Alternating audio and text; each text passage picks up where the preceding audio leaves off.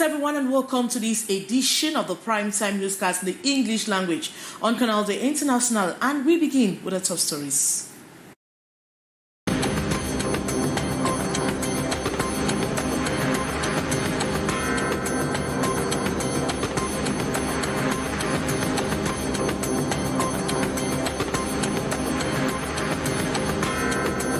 Serial rapist known for kidnapping and assaulting minors has been apprehended by officers from the Melon Public Security Police Station. The suspect reportedly lured his victims to drug a list of food before carrying out his crimes. To tell you more in this edition of Newscast. And in the latest of a series of fire disasters in which the town of Bamenda, northwest region of Cameroon, seem to have been plunged into for some time now. A private residence was last evening consumed by wild flames at the Foncha Street neighborhoods in Bamenda. And a disagreement between the Cameroon Football Federation and the National Office for Sports Infrastructure Development over the venue for the Cameroon-Namibia match on September 7 raises concerns about the organization and security of the games. We'll tell you more in this edition of Newscast.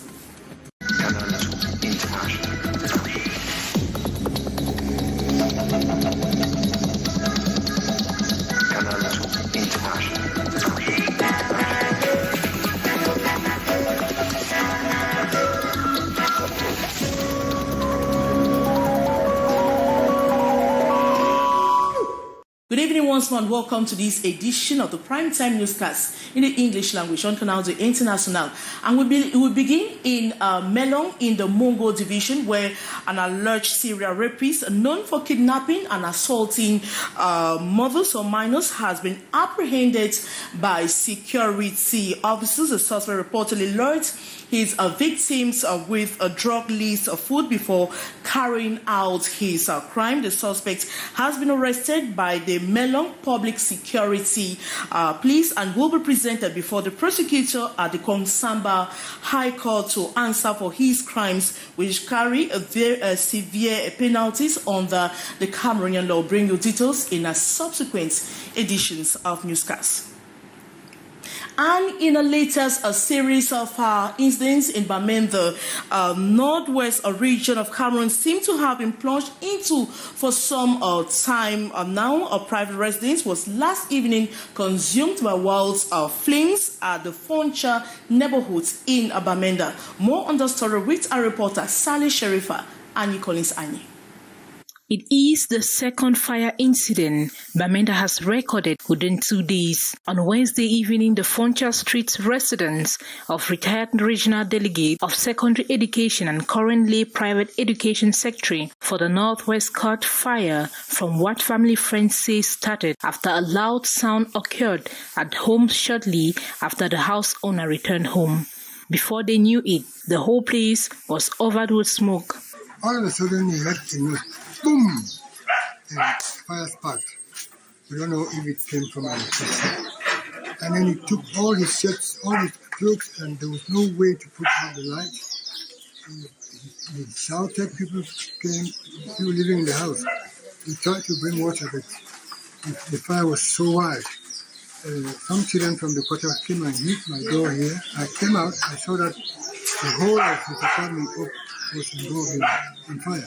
With the proverb that no one goes to bed when a neighbor's house is on fire, the entire neighborhood mobilized to battle the flames. But as usual, some came with ulterior.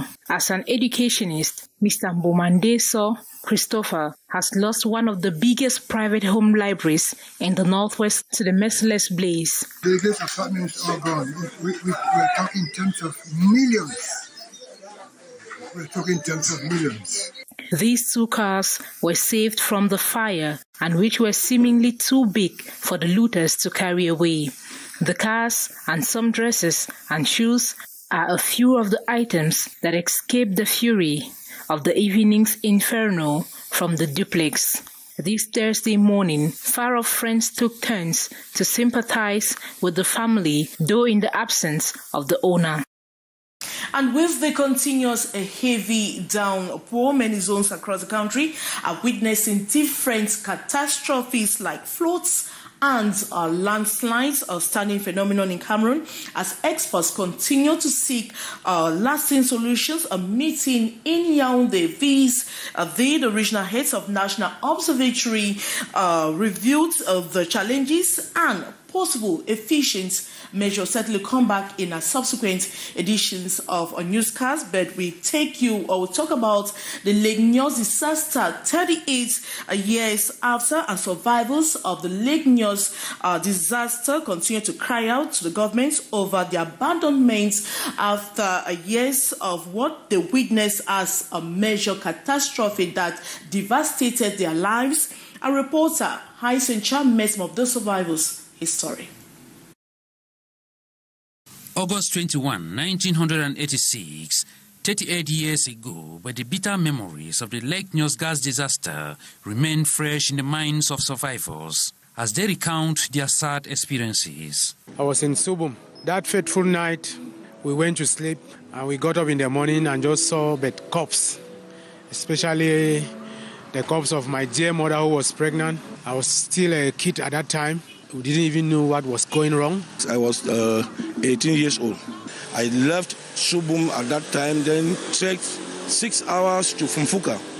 And I saw the parliamentarian who was there by that time, and I told him what has happened. They took me to Nkambe.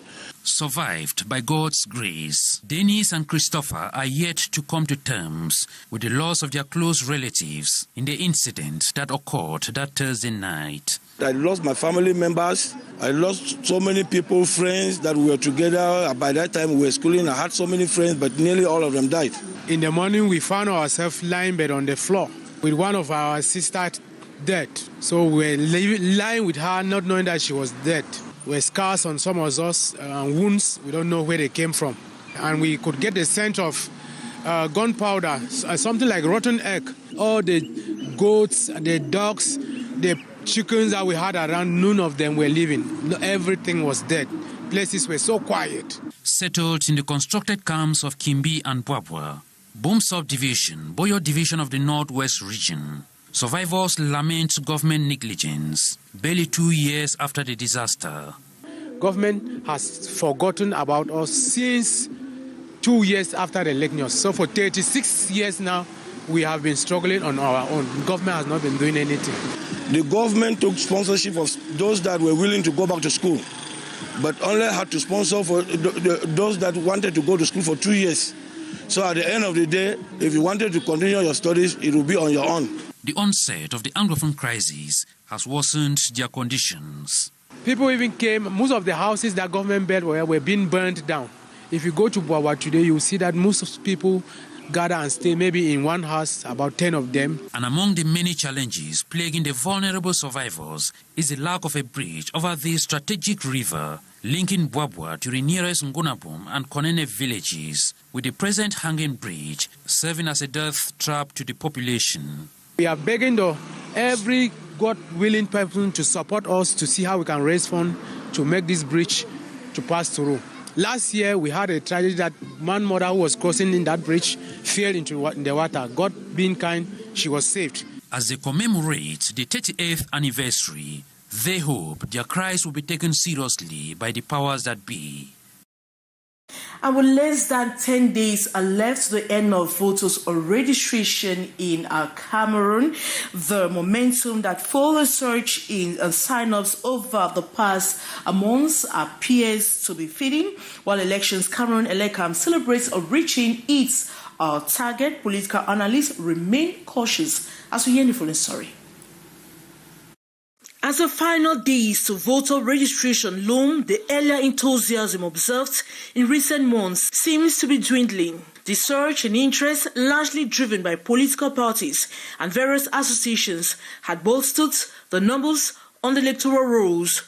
However, the process nears its end. There is growing concern among political observers and civil society actors who urge caution despite the promising figures. When you think that Cameroon counts more than 30 million Cameroonians, and you have a figure of 7 million who have registered, I think to me is still very, very significant. Elecam's latest update reports 7,822,434 registered voters. a figure that the organization proudly describes as a significant achievement. Yet, the experts warn that the picture is not entirely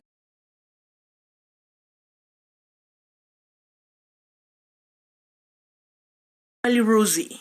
Elecam does not mobilize or goes to each and every area. I can take an Douala 4. Mostly, Elecam was concentrating in the Douala 4 council, whereas there are quarters that Elecam has to go there.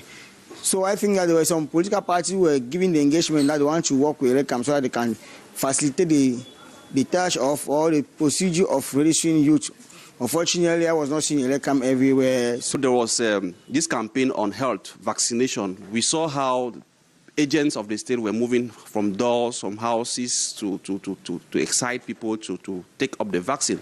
I think that if Elecam too was embarking on maybe making door-to-door registration, it will have excited more Cameroonians. The extension of mandates for municipal councillors and MPs earlier this year is seen as an opportunity that could have spurred greater registration activity. However, this enthusiasm is expected to carry over into a year, with the next registration period set to begin in January 2025. After this, they are going to make a clean-up. Those who are dead, those who maybe are no more active, I'm sure that when they will clean up that electoral list, that figure will drop considerably. As the registration process comes to a close on August 31, 2024, the focus will shift to how these numbers translate into voter turnout and what implications this will have for the nation's political landscape in the upcoming elections. And initially given a target of 27,000 voters by hierarchy, Elecam, a northwest region of Cameroon, and now has over 26,000 registered potential voters as the exercise ends on August 31, 2024. Those concerned with the electoral process have just held an evaluation meeting in Bamenda. More on the story with our reporter, Sally Sherifa and Collins Aini.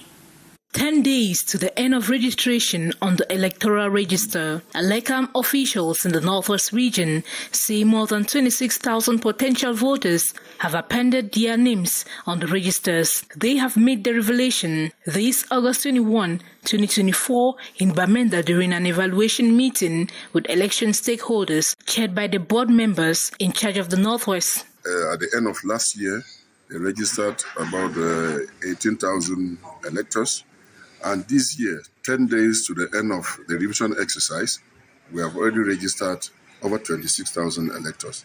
So my collaborators have really been doing a marvelous job on the field, and we continue to call on the stakeholders of the electoral process to continue sensitizing potential electors to come and get registered before the 31st of August. Some public opinion could hold at the recent presidential decree postponing some elections has dampened the registration steam, but the regional delegate says the contrary. When preparing for any elections this year, we had to follow the elections calendar. Any election following the regular calendar will probably have taken place in 2025.